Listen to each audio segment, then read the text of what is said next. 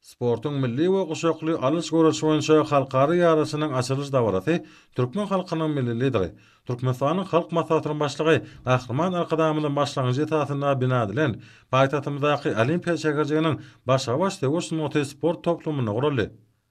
Dawratnajar başabaş döwüş motosport toplumynyň eýwanyna ýaýwanylan sergilen taşdylar. Onda türkmen türgenleriniň gazanan üstünlikleri şoklanýarlar.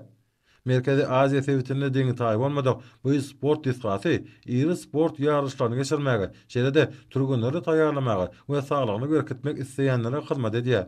Soňra sportyň milli we guşakly alys görüşi boýunça halkary ýarışynyň açylış dawraty guruldy.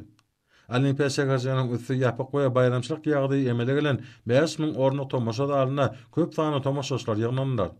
Sport toplumynyň meýdançysyna halkary ýarşatnazy ýurtlaryň döwlet baýdaklary getirildi. Halkary ýarşyna Azerbaýjandan, Owganystandan, Belarusdan, Gruziýadan, Hindistandan, Eýrandan, Kazakstandan, Kyrgyzstandan, Mongoliýadan, Russiýadan, Täjikistandan, Özbegistandan we Türkmenistandan türgenler gatnaşýar.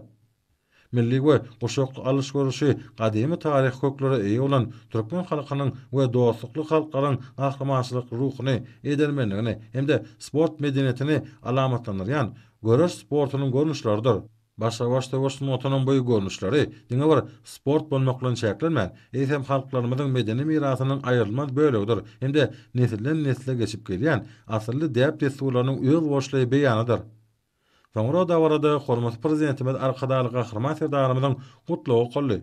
Onda beýik ýüpek ýolunyň ýüregi bolan gadymy türkmen topragynda ýaşan ata-babalarymyzyň beden we ruhy taýdan sagdan nesli terbiýelemekde görüşe Aýratyn Uly Ahmet berenlikleri, peýelwanlary ýetişdirmeň öz boşlugy milli mektebini döredönliklerini talýar.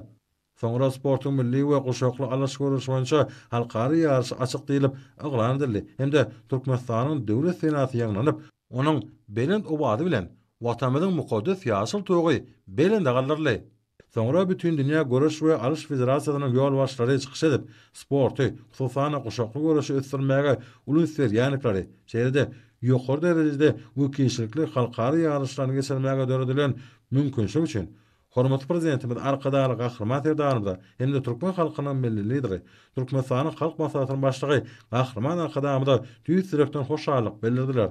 Şeýle-de halkara sport guramalarynyň ýol başlary, ýaşatnyjlary onuň badalgalygy bilen düýç sürekden gutladylar we üstünlikleri arzu etdiler. Davranyň resmi açylyşy tamamlanandan soňra joşguny aýdym saldy. Hemde tansly çykyşlar ýaýwananlarly.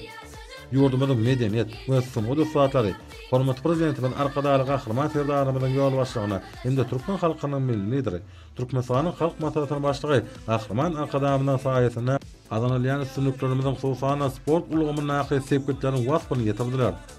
Belenşi ýaly berqarar döwletiň täze ýamynyň galkyş döwrüne türkmen sporty ýyl taýdan täze derejelere çykdy. Halkara Olimpiýa Komitetiniň, Aziýanyň Olimpiýa Geňeşiniň agabasy bolan ýurdumyz Halkara Olimpiýa hereketiniň ösdürmegine munasyp goşun goşýar.